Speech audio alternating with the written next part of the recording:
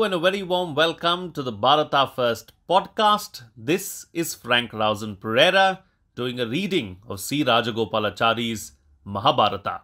Chapter 105 Krishna Passes Away.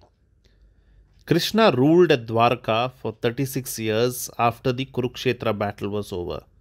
The Vrishnis, the Bhopas, and other branches of the Yadavas belonging to Krishna's tribe spent their days in unrestrained self-indulgence and luxury.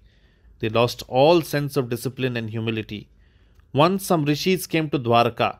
The arrogant and irreverent Yadavas mocked these rishis with a practical joke.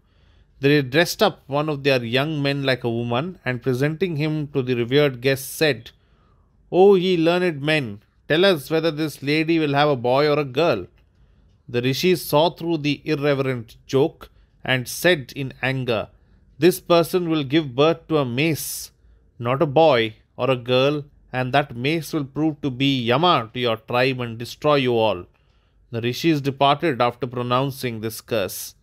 The foolish Yadavas were rather perturbed at this unpleasant ending of what they had thought was a good joke. Next day they were in consternation to see that Samba, the man who had been dressed up in female clothes, developed labor pains, and lo and behold, gave birth to a mace. This filled them with terror because they felt that their end was near, as the rishis had cursed. They deliberated long and finally ground the mace to fine powder, which they scattered in the sea, and thought that they had thus disposed of the danger. Nothing happened for some time. Seasons passed. The rains came, and the beach near where they had strewn the fine dust of the awful club, there sprang up a dense crop of rushes. When the Yadavas saw this, they were curious and amused, for they had forgotten all about the curse of the revered guests. One day, long after the Yadavas went to the beach for a picnic and spent the whole day in dance and drink and revelry, the liquor began to work. At first merry, then pugnacious, they began to talk without restraint, raking up old offences and quarrelling on slight cause with one another. Among the Yadavas, Kritavarma had fought on the side of the Kauravas and Satyaki on that of the Pandavas. "Would any Kshatriya attack and kill sleeping soldiers, O Kritavarma? You have brought a great and lasting disgrace on our tribe," said Satyaki, taunting Kritavarma, and a number of drunken Yadavas acclaimed the attack. Kritavarma could not bear the insult.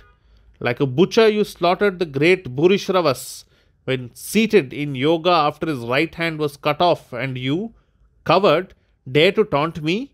he exclaimed, and a number of the revellers joined in and began to scoff at Satyaki for his barbarous deed. Soon all the Yadavas were in the quarrel on one side or the other, and presently from words they came to blows, which swiftly developed into a free fight. Satyaki with his sword drawn sprang upon Kritavarma and swept his head off, exclaiming, "Here is the end of the coward who killed sleeping soldiers." Others immediately fell upon Satyaki with their drinking bowls and pots and anything they could lay hands upon. Pradyumna, Krishna's son, joined the fray to rescue Satyaki, and there was a desperate melee in which both Satyaki and Pradyumna were killed. Krishna knew that the destined hour was come, and plucking the tall rushes which fringed the beach laid about him with them indiscriminately. This led to every one of the Yadavas doing the same, and there was great indiscriminate slaughter. The rishis' curse had begun to work. The rushes that had grown out of the mace became each one of them a mace as it was plucked by the doomed men in their insensate fury. They used them on one another with deadly effect, and soon all of them were destroyed in the drunken brawl. Balarama, who was seeing all this, was overwhelmed with shame and disgust and sank to the ground. He gave up his life as he lay in a yoga trance and passed away into the ocean in a stream of light which issued from his forehead like a silver serpent. Thus ended the avatar of Narayana in Balarama. Krishna saw all his people thus destroy themselves as predestined. When he saw the passing away of Balarama, he roamed about in deep meditation in the wilderness, pondering on the completion of his avatar. "The time has come for me to go," he said to himself, and lying on the ground fell asleep. In that wooded beach, a hunter prowling for game saw Vasudeva lying on the ground among the shrubs and from a distance mistook him for a wild animal resting on the ground. He bent his bow and shot an arrow at the prostrate figure, which, piercing his foot in the instep, went full through his body. Thus did the great Vasudeva depart from the world of men. Subscribe to the podcast and also do the same on YouTube, along with hitting the bell icon. Please follow Bharata First on Twitter and Instagram as well.